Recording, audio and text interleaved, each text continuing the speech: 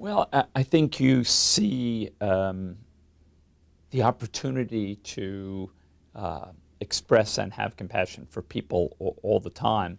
I mean, directly in the university, you see it in the whole run of things that occur in a community of 15,000 people, right? Tragedies that occur, difficulties people encounter, even just hearing stories of things that students have had to overcome in their lifetimes always raises for me a feeling of not only compassion for them, but really admiration often when they've been able to overcome difficult situations.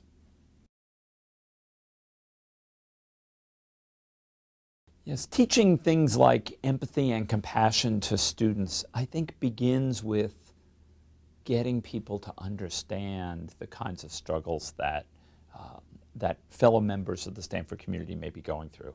That can begin with family struggles within a member of the community's family. It can begin with struggles that our students are having here on campus.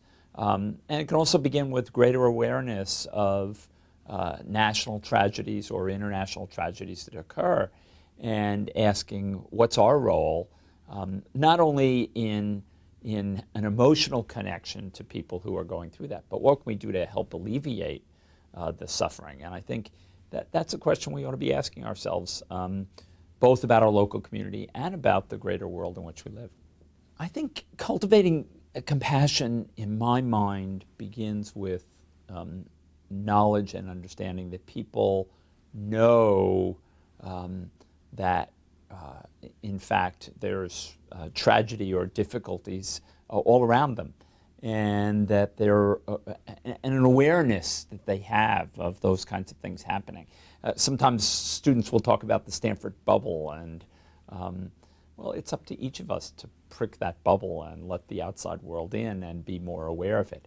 So I think it begins with your local community. You know, if you're a student living in a dorm, it begins with your dorm mates. If you're a staff member working somewhere, it begins with the people you work with, whether it's students or faculty or other staff members. And that awareness of things. I'm in a unique position in that I become aware of lots of challenges that people have. We're a big community, 15,000 students, another 10,000 staff. And of course we have a hospital here with local community people and often undergoing difficult situations in their own family. Once you're aware of that, you're much more aware of the challenges people face. And I think that's the beginning of trying to then build compassion and get people to reach out and see what they can do to try to alleviate it. Sometimes it's nothing more than a friendly voice or smile sometimes for somebody who's having a hard time. Sometimes it's, can I help some way? And all those things make a difference, I think.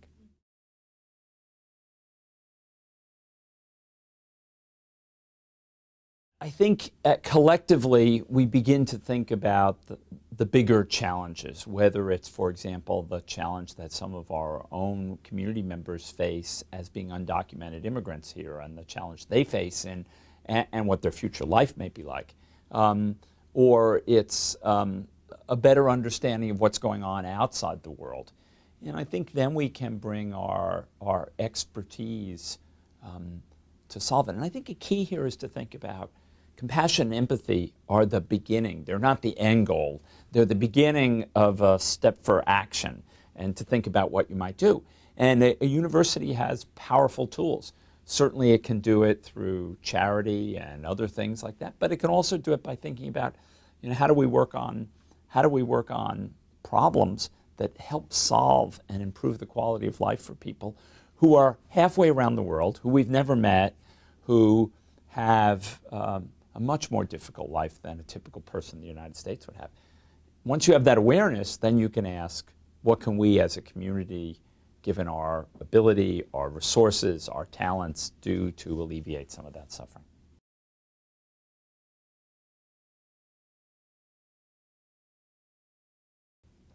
I think probably for me a moment that sticks out, which is really about a moment about the Stanford community, was after 9/11, when we gathered for a memorial service. And It was a difficult time. You know, I'm a native New Yorker, born a mile or two from ground zero. So it was a very difficult time, and we had some alumni who lost their lives in that tragedy.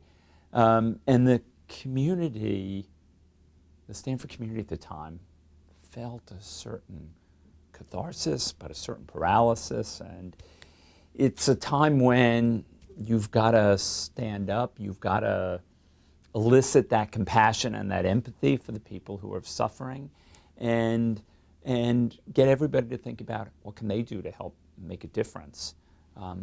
While remembering that at the same time, this is just one of many global tragedies occurring, but one that had sort of a connection to many people in the Stanford community.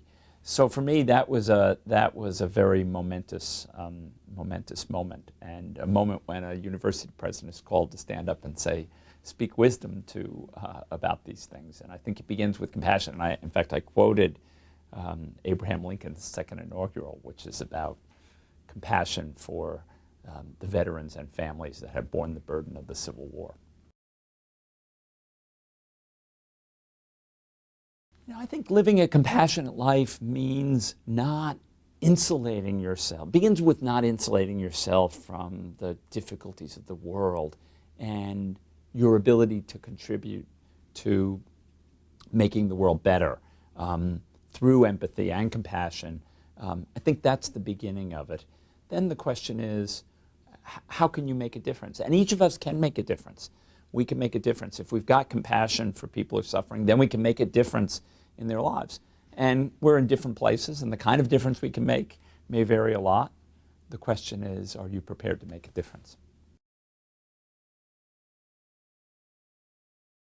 So a book that's always struck me as a book about compassion and reacting to it is Tale of Two Cities. It's a book I read many years ago, but I've read several times over again. And it's a wonderful story. Obviously, it's a story about love and compassion, Dr. Manet for his daughter, and of course, in the end, the person who looks like the most superficial person in the entire book, who seems almost gluttonous in satisfying his own desires. You know, he drinks a lot, eats a lot, Sidney Cartier. And in the end, does the most incredible thing, sacrificing his life for two other individuals that he admires and loves.